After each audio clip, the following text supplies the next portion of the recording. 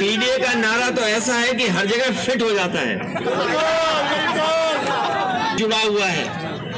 कई बार लोग सवाल पूछते हैं कि बताइए समाजवादी पार्टी के लोग शंकराचार्य जी के साथ क्यों खड़े हैं। हमने कहा कि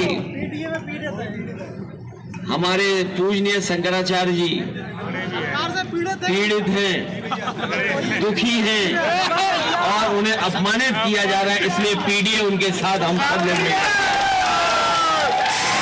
जो पीड़ित होगा, दुखी होगा, अपमानित होगा,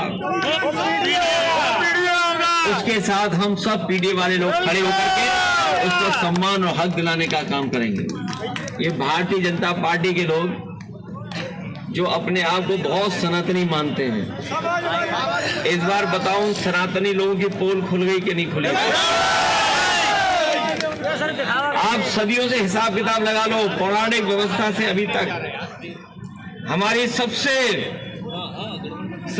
ज्यादा जिस स्थान की मान्यता है, जिस स्थान को सबसे ज्यादा हम लोग पवित्र मानते हैं, जो हमारी आध्यात्म की त्रिवेणी है, जब सोचिए पूजनीय शंकराचार्य जी वहां जा रहे थे स्नान करने, तो इन भारतीय जनता पार्टी के लोगों ने उन्हें स्नान नहीं करने दिया। वो धरने पे बैठ गए और उन्होंने कहा कि हम आंदोलन करेंगे जब तक सरकार नहीं झुकेगी। लेकिन सरकार इतनी अहंकारी है कि सरकार झुकी नहीं और सरकार ने उन्हें अपमानित किया, और इस सीमा तक अपमानित किया कि अब सुनने में आया कि नई तरह के मुकदमे लगाए उनके ऊपर। कोई कल्पना कर सकता है कि मुकदमे ऐसे भी लग जाते हैं? ये तो प्रधानी में लगाए जाते हैं। ये कई बार लोग प्रधानी में इस तरह की साजिश करते हैं मुकदमा लगवाने की। सोचिए हमारे सरकार में बैठे मुख्यमंत्री जी ये साजिश करें कि उन पर मुकदमा दर्ज हो जाए, तो जो मुकदमा दर्ज कराएगा वो कभी सनातनी नहीं हो सकता है। इसीलिए हमने कहा कि अगर हम गीता पढ़ें और गुरु नानक जी के बारे में पढ़ा होगा, जिन्होंने वो जानते होंगे, हमारी गीता में लिखा है कि जो दूसरे का दुख अपना दुख समझे, जो दूसरे का दुख अपना दुख समझे वो योगी होता है, और माया में रह करके माया से दूर हो वो योगी रहता है। कोई वस्त्र पहनने से और फिर वो शंकराचार्य जी का सर्टिफिकेट मांग रहे थे, और उनका अपना सर्टिफिकेट है ही नहीं योग का। योग की परीक्षा हुई होगी, आपने देखी होगी टीवी पर। एक टाइम पे खड़े होकर के बताओ कौन सा योग कर रहे थे वो? कोई खेल नहीं जानते वो। और आज के जमाने में हर आदमी के पास मोबाइल है, टेक्नोलॉजी को समझता है, सोशल मीडिया को जानता है। आज केवल हमारे पत्रकार रिपोर्टर नहीं है, हर नौजवान आजकल रिपोर्टर है, क्योंकि वो जानता है कि कब क्या कहानी बनानी है जिससे उसकी कहानी सब जान जाए। ये सोशल मीडिया का नया जमाना है, शायद हमारे पुराने जमाने में ये नहीं था। सही बात है भैया। ये नई पीढ़ी नए जमाने की नई चीज है। आज कोई चीज किसी से छुपी नहीं है। सोशल मीडिया के माध्यम से हर चीज हर एक की जानकारी में आ रही है। इसलिए जानकारी में जब आ रही है तो हम लोग ये भी जानते हैं इस सरकार से ज्यादा झूठी सरकार कोई नहीं है। बताओ, लगभग 10 साल हो गए सरकार को। नई चीज एमओयू करने जा रहे हैं जापान, बताइए आप। और गए जापान तो क्या करने गए? एमओयू करने गए। ये एमओयू क्या होता है ये बताओ आप? ये नई चीज ढूंढ लाए, एमओयू कर लिया। और पहले जो एमओयू किया इन्होंने वो किया था 50 लाख करोड़ का, अब 1 लाख करोड़ का एमओयू कराए। और तब कर करके आए जब सरकार जाने वाली है। हमारे यहाँ तो जो परंपरा यही है कि लोग विदाई के बाद घूमने जाते हैं। ये सुनने में तो यही आता है कि विदाई के बाद घूमने जाते हैं। ये पहले मुख्यमंत्री हैं जो विदाई से पहले घूमने जा रहे हैं। बचेगी कैसे बताओ? आज सोना कितना महंगा है, और सोना इतना महंगा हो गया कि कोई भी अपने लिए जेवर नहीं खरीद सकता। घर परिवार में शादी हो, कहीं कोई जेवर नहीं दे सकता है। जेवर बताइए कोई खरीद पाएगा गरीब आज? सोना तो सोना, चांदी कहाँ पहुंच गई बताइए आप? चांदी, और चांदी के बाद आलू का हाल क्या है?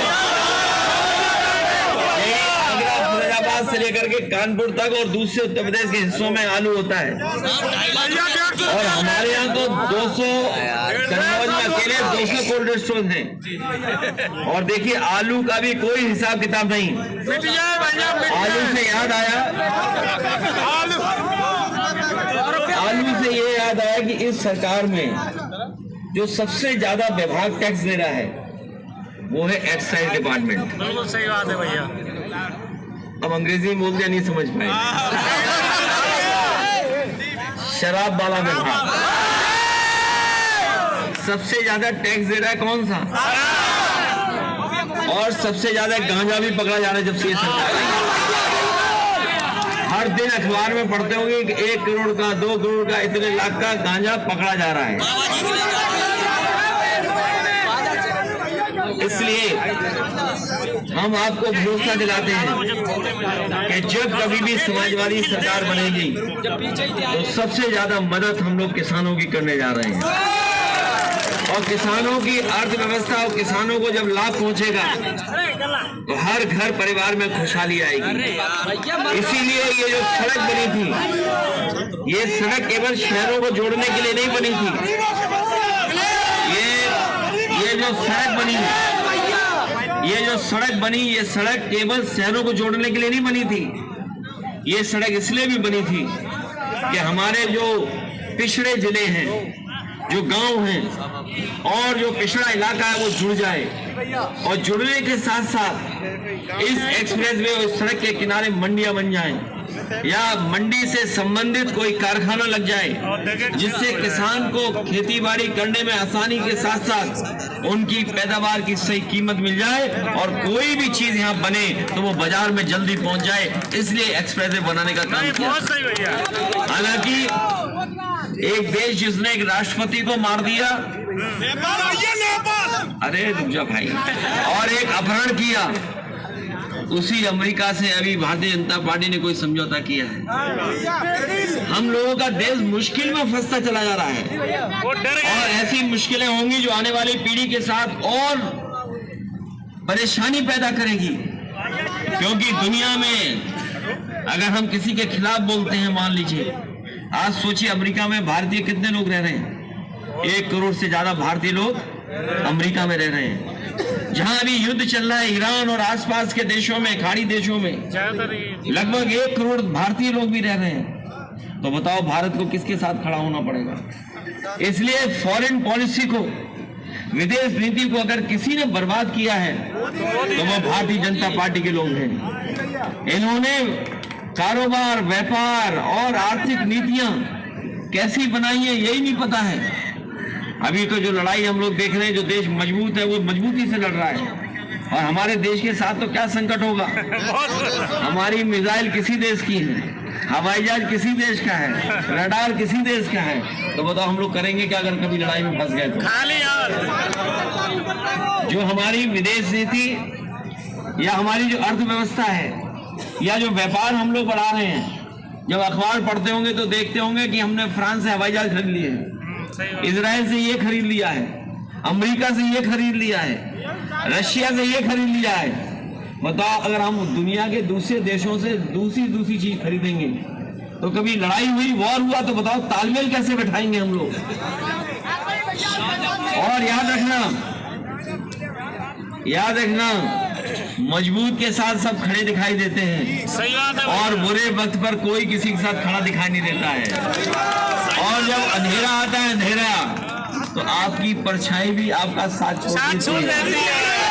इसलिए ये जो विदेश नीति जुगाड़ की बन रही है, जुगाड़ की विदेश नीति, और जो डिफेंस को हम मजबूत कर रहे हैं, ये जुगाड़ से हम लोग जो डिफेंस कर रहे हैं, शायद इससे हम लोग दुनिया के सामने उतने मजबूत दिखाई नहीं देंगे जितना हम अपने देश में हर चीज बनाए तब मजबूत दिखाई देगी। याद रखना, केवल ये आर्म्स नहीं खरीदे जा रहे हैं, मिसाइल्स नहीं खरीदी जा रही हैं, हवाई जहाज नहीं खरीदे जा रहे हैं, हमारा किसानों को भी जोड़ दिया अमेरिका से। सोचो आप, अब बताइए अमेरिका वाले हमारे गाय, भैंस, बकरी और मुर्गी का दाना देंगे, बताइए आप। हम लोगों की मक्का ये देखा समझौता पढ़ा कि नहीं पढ़ा? समझौते में ये तय हुआ है कि अमेरिका आपके जानवरों का फीड देगा। तो बताओ बरसीन भी क्या वहीं से आएगी? खाद सोचिए वहां से या क्या चीज आएगी? और फिर इधर भारत सरकार ने बहुत प्रचार किया था, मिलेट्स के बाजरा खाइए, जौ खाइए, मक्का खाइए। अमेरिका को पता लग गया और अमेरिका ने समझौता करके सब कुछ भेजने का इंतजाम कर दिया। बोले जाइए हम भेज रहे हैं आपके लिए। और फिर जो तेल है, सरसों के तेल से खाना अच्छा बनता है। बिल्कुल बढ़िया बनता है। कई लोग घी पता नहीं कौन सा बेच रहे हैं, हमें नहीं पता इस बात। डुप्लीकेट है भैया, डुप्लीकेट। दूध दही कितना बिक रहा पता ही नहीं है। इसलिए मैं आपसे कहना चाहता हूं कि नई अर्थव्यवस्था जो अमेरिका से हमारी जोड़ दी है, इसमें हमें अपने आप को मजबूत करना पड़ेगा। हमारी संस्थाएं अच्छी हों, हमारे नौजवान पढ़े लिखे हों, उन पे अच्छी ट्रेनिंग हो। और अगर अच्छी ट्रेनिंग नहीं होगी तो पता है क्या करना पड़ेगा? एक मोटरसाइकिल और स्विगी से सामान इधर उधर भेजना पड़ेगा, या अमेजोन के सामान इधर उधर भेजना पड़ेगा।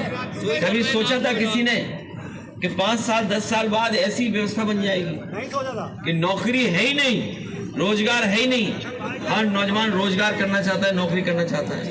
इसलिए नई व्यवस्था लागू करने के लिए, उत्तर प्रदेश को विकास के रास्ते पर ले जाने के लिए समाजवादी विचारधारा के अलावा कोई दूसरा रास्ता नहीं है। क्योंकि समाजवादी पार्टी जो नेताजी ने बनाई, नेताजी ने दी, उसका सिद्धांत लोहिया जी और बाबा साहब भीमराव अम्बेडकर जी के रास्ते पर चलने वाला है।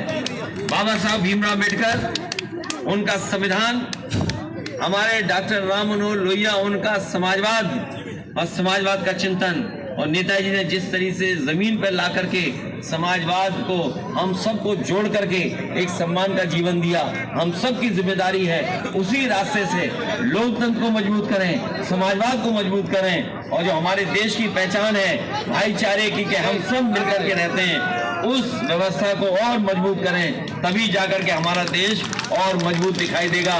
खुशहाली का रास्ता कोई नहीं ला सकता समाजवादी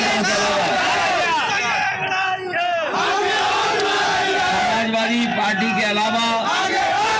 आपने देख लिया बीजेपी को, और हिसाब किताब इस चुनाव में जब 27 में हम लोग जाएं, तो केवल उत्तर प्रदेश का हिसाब किताब नहीं देना उन्हें देना है दिल्ली वाला भी हिसाब किताब। 11 साल, तो 11 और 10 साल कितने साल का जवाब है? 21 साल। और सोचिए, किसी बच्चे को अगर खिलौना मिल जाए तो कितना खुश हो जाता है, अगर कोई नई चीज देख ले तो कितना खुश हो जाता है। आपने वीडियो देखा होगा, हमारे मुख्यमंत्री जी ने जैसे ट्रेन देखी और 500 से ऊपर गई, तो बताओ कितना खुश हो गए वो, कितना खुश हो गए और फिर और उन्हें होश ही नहीं रहा, वो सो के तो उठ जाते हैं लेकिन होश में नहीं रहते हैं, वो कारण नहीं पता है क्या है। और जब वो खुश हुए, जब वो रफ्तार देख करके खुश हुए, तो वो उंगली मूल्य कौन सी दिखानी है? तो ऐसे तो मुख्यमंत्री हैं। और अपने प्रधानमंत्री जो है देश के, उन्होंने बनारस को कहा कि हम क्यूटो बनाएंगे, क्यूटो, और ये गए जापान, लेकिन क्यूटो देख करके नहीं आए। अगर क्यूटो देख करके आते तो उन्हें लगता कि सड़कें कैसी हैं, भगवान बुद्ध का मंदिर कैसा है, वहाँ पे टूरिस्ट लोगों की व्यवस्था क्या है, या और व्यवस्थाएं जो बनी हुई है वो कैसी बनी हुई है। इसलिए हम लोगों को होली के त्योहार पर यही संकल्प लेना है कि जिस तरह होली का त्योहार हम लोगों को बहुरंगी में अनेक रंगों में खेलने का और एक दूसरे से मिलने का मौका मिलता है। जहाँ हमारे ईद पे गले मिलते हैं हम लोग, होली पे गले मिलते हैं। यही हमारी संस्कृति है कि हम त्योहारों पर गले मिलकर के एक दूसरे को मिठाई खिलाते हैं। इसलिए आप सब मिलकर के जो यहाँ पर आए, आप लोगों का बहुत बहुत धन्यवाद। और अगली बार इससे भी अच्छा कार्यक्रम करेंगे। कार्यक्रम अच्छा तब होगा जब आप लोग भी अच्छे होंगे, हम लोग भी अच्छे होंगे। और बिना ट्रेनिंग के कोई सीखता नहीं है। बिल्कुल सही बात है। जरूरी है कि हम लोग एक पीडीए ट्रेनिंग का कार्यक्रम बहुत जल्दी इटावा में करेंगे,